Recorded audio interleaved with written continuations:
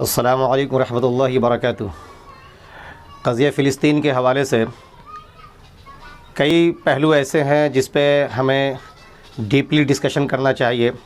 हम उसकी सियासी एंगल को देखें, तारीख़ी पहलू को देखें, क़ानूनी पहलू को देखें, जोग्राफ़ियाई हैसियत क्या है इसको भी देखें, और फिर मज़हबी और तहज़ीबी उसकी क्या हैसियत और अहमियत है ये भी देखने की हम कोशिश करें। एक साथ इन सारे पहलुओं को अगर हम समेटते हैं तो काफ़ी वक्त लग जाएगा। फ़िलहाल दो पॉइंट पे मैं अपना पॉइंट ऑफ व्यू रखना चाहूँगा। एक तो अभी जो फ़रीक़ है हमास यानी मुस्लिम कम्युनिटी वाले जो हैं वो, और दूसरे उनसे जो बरसर पैरकार हैं इसराइल वाले यानी यहूदी ज्यूश कम्युनिटी के जो लोग हैं वो। एक इनकी नफ्सियात क्या है वो हम देख लें, और फिर लीगल पोजीशन यानी कानूनी हैसियत और मिल्कियत किसकी क्या है इसको भी ज़रा हम देखने की कोशिश करें। अगर इनकी नफ्सियाती पहलू को हम देखना चाहें तो बड़ी अजीब बात है कि कुरान करीम जो आज भी ओरिजिनल टेक्स्ट बुक माना जाता है एज़ इट, जैसे कि अल्लाह तबारक व तआला के यहाँ से नाजिल हुआ था वैसा ही आज भी मौजूद है। उसमें इनकी नफ्सियात ये बताई गई है यक़्तुलून नबिय्यीन बिग़ैरिल हक़, नाहक नबियों का कत्ल करना इनका शेवा रहा है, इनका मशग़ला रहा है। औज़ु बिल्लाह। आप सूरह बकरा की आयत नंबर 61 और सूरह आल इमरान की आयत नंबर 21 इसमें देख सकते हैं आप। तो ये चीज़ें हैं। अब बताइए जो अंबिया किराम जिनका खालिस मकसद इंसानियत की फ़लाह व बहबूद और दावत व तबलीग, वो सारी चीज़ें उनके सामने में आई, उसके बावजूद भी उन्होंने उनको नहीं बख्शा, उनको नहीं छोड़ा। कुरान कोट करता कि ये उन तक की जान लेते रहे हैं। एक तो ये अंबिया किराम के बाद डायरेक्ट आप इस सदी में आ जाइए तो इन्होंने अपने पीएम इसहाक रबिन, जिसके एस्टिक रबिन लिखा जाता है इनकी ज़बान में, हिब्रू वगैरह में, बहरहाल उनका इन्होंने 1995 के अंदर कत्ल किया। जो नोबल प्राइज़ याफ्ता थे वो बाज़ाब्ता वो सल्ब मुआहदे को लेकर के ये, और इन्हीं के एक एक्सट्रीमिस्ट, इन्हीं के एक इंतहा पसंद यहूदी ने बाज़ाब्ता उनका कत्ल किया था। यही नहीं बल्कि सहयूनी ज़ायनिस्ट एक ग्रुप के बाज़ाब्ता जैकब डिहान जो बेचारे राइटर रहे हैं, बेहतरीन के लिए कानूनदार रहे हैं और इनके ग्रुप के आदमी रहे हैं ये। लेकिन जब उन्होंने डीपली मुताला किया और पता चला कि नहीं ये सहनियों के अज़ाइम और इरादे तो कुछ और हैं और ये किसी भी हद तक जवाज़ के दर्जे में नहीं आता, तो इन्होंने उनके ख़िलाफ़ अपना एक नज़रिया सामने में लाने की कोशिश की, तो उनको भी रास्ते से हटा दिया और बाज़ाब्ता यहूदी ने अपने इस ग्रुप के आदमी तक को नहीं छोड़ा, उन तक को मार डाला।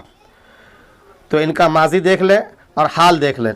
ये इस माजी और हाल के हवाले से अच्छी तरीके से इनकी नफ्सियात हमें बता देती हैं कि ये किस मिजाज और किस जहन के लोग होते हैं। ये ज्यूश और यहूदी जो बता रहा हूँ मैं, सब ऐसे नहीं होते, लेकिन जो ख़ास तौर पे सहयूनी जो है इनके इरादे और अज़ाइम क्या है वो तो हम समझ ही सकते हैं। दूसरी चीज़ हमास जो मुस्लिम कम्युनिटी के लोग हैं इनके हवाले से आप देख लें, इनके मुताल्लिक़ आपका उस वक्त की रिकॉर्डेड जो तस्वीरें सामने में आती हैं बाज़ाब्ता, उस तस्वीर के अंदर ये चीज़ वाज़ेह है कि जब ये लोग फ़िलिस्तीन के अंदर आए जर्मन से पिट पिटा करके, और इन्होंने अपने जहाज़ के ऊपर स्लोगन लिख रखा था कि हमारे घर को, हमारे फैमिली को तो तबाह बर्बाद कर ही दिया गया, हम एक उम्मीद लेकर आपके दरमियान आए हैं, हमारी उम्मीद को आप न तोड़ें। और उस वक्त में फ़िलिस्तीनियों ने इनको पनाह दिया अपने यहाँ पे एक इंसानियत के नाते। तो एक मुसलमान का क्या नज़रिया इनके साथ में रहा है, क्या तरीक़ाकार रहा है वो देख लीजिए, और इन्होंने उसका बदला क्या देना शुरू किया वो देख लीजिए नफ्सियाती तौर से अगर आप देखना चाहें तो। इसके अलावा दूसरा पहलू जो सामने में आता है वो कानूनी, वो भी बड़ा दिलचस्प है। आप इनके इंटरनेशनल लॉ को देख लें, बैनुल-अक़वामी जो कवानीन है, अदालतें हैं उनको देख लें, इसी तरीके से सलामती कौंसिल जो UNSC उनको देख लें आप। इनकी जो ख़ुद की अदालत है इसराइल की 2021 के अंदर अभी गुज़िश्ते महीने जो 8 जजेस के बेंच पे मुश्तमिल एक फ़ैसला होना था, उन्होंने इनके मुतालिक ख़ुद यहूदियों के जजों ने इन यहूदियों के मुतालिक, इन सहियों के मुतालिक क्या फ़ैसला दिया है उसको देख लें आप। इसी तरीके से ह्यूमन राइट्स के हवाले से राइट टू प्रॉपर्टी है, राइट टू डिफेंस है, इन तमाम चीज़ों को ज़रा सा कभी हम देखने की कोशिश करें तो समझ में आ जाएगा कि आखिर ये कौम है क्या, चाहती क्या है, और हमास वाले इनके साथ मजबूर होकर ऐसा क्यों कर रहे हैं। ये चीज़ तो हमें देखनी चाहिए ना। आप अगर यूएनएससी का देखना चाहेंगे डिक्लेरेशन, तो उसमें बाकायदा खुद कहा गया है कि ये लोग हैव नो लीगल पोजीशन, कोई कानूनी जवाज़ी इनके पास नहीं है।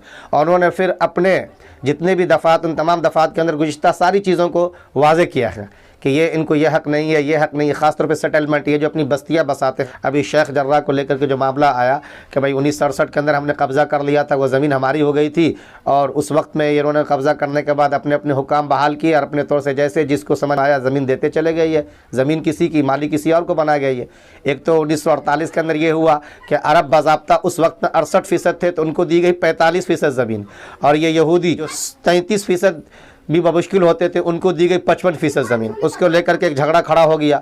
उस झगड़े के बाद फिर इन लोगों ने जो है जब कब्ज़ा करना शुरू किया, तो कब्ज़ा करते करते इस नौबत तक आ गई है। उसको लेकर के इन्होंने फिर जो कहा कि वो ज़मीन बिक चुकी है, शेख जर्राह वाले खाली कर दें आप। और खाली करने के हवाले से उनको जब परेशान करना शुरू किया और उन लोगों ने फिर उसके ख़िलाफ़ मुज़ाहरा किया, तो जा कर के मस्जिद अल-अक़सा का जो पूरा का पूरा अहाता है, उस अहाते के अंदर जो है जुमा के दिन इन लोगों ने उनके ख़िलाफ़ कार्रवाई की, उनके ऊपर पत्थर चला दिए, गोली तक चला दी। तब जा कर के कस्साम ब्रिगेड वालों ने सामने में आकर के इनके ऊपर रॉकेट दागना शुरू किया। ये सारी चीज़ें देख ले तो ये मामला कहाँ से खड़ा हुआ। शेख जर्राह वाले कब्ज़े को लेकर के ख़ुद इनकी यहूदी अदालत ने बाज़ाब्ता इनके इस फ़लसफ़े को रिजेक्ट कर दिया कि 2017 में जो तुम्हें यहूदी अदालत से ये मौका दिया गया था और तुम्हारे हक़ में ये लीगल पोजीशन दे दी गई थी कि हाँ अब ये ज़मीन तुम्हारी, तुम इन पर कब्ज़ा कर सकते हो, ये गलत है, दुरुस्त नहीं है ये। क्योंकि हमें जो इख्तियारात सलामती कौंसिल के हवाले से, इंटरनेशनल कानून के हवाले से मिली हुई है, उनके ख़िलाफ़ जा रहा है ये। उन्होंने खुद इसको रद्द किया, मुस्तरद कर दिया बाज़ाब्ता। ये इस 2021 की कहानी जो आप देख सकते हैं यहाँ पर, तो वो चीज़ देखने के लायक है। उसी के साथ साथ में हर एक को अपनी प्रॉपर्टी बचाने का इख्तियार है, हक़ है, हर एक को अपनी जान बचाने का हक़ और इख्तियार है। उसको देख लें आप बैनुल अक़वामी तौर पे। तो अब जब उनके घर को कब्ज़ा करना चाहेंगे आप, उनके जान के दर पे हो जाएंगे आप, तो उनको इख्तियारात है पूरे का पूरे को अपना दिफा करें। तो यहाँ पे हमें इंसानियत के नाते हर पहलू को देखना चाहिए और इनकी नफ्सियात को देखना चाहिए। जो लोग कहते हैं कि हमें दावत का काम उनके बीच में करना चाहिए, अरे अपने वक्त के नबियों को नहीं छोड़ा उन्होंने, आप कौन सी दावत का काम करने जाएंगे और आपको बख्श देंगे वो। हाँ, अगर कोई अपने तहफ़्फ़ुज़ नफ्स, तहफ़्फ़ुज़ जान से हट करके मग़लक़ बहस के वास्ते अगर किसी की जान लेता है, किसी सिविलियन, किसी भी शहरी का, तो ये तो कहीं भी किसी भी तौर पे न अक़लन, न शरअन, न कानूनन दुरुस्त नहीं करार दिया जा सकता। इन तमाम चीज़ों को देखने की आप यहाँ पे ज़रूरत है।